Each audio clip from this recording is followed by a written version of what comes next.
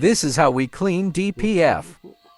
This DPF from Citron Relay, basically 6-month-old DPF. However, after the new DPF turbo went, then they want to make sure all clean inside. First, I'm going to check the pressure. At the moment, inside pressure 90 before I clean it, right? Okay. Next step, I'm going to do the cleaning process. After the cleaning process, we'll see how what the figure they are.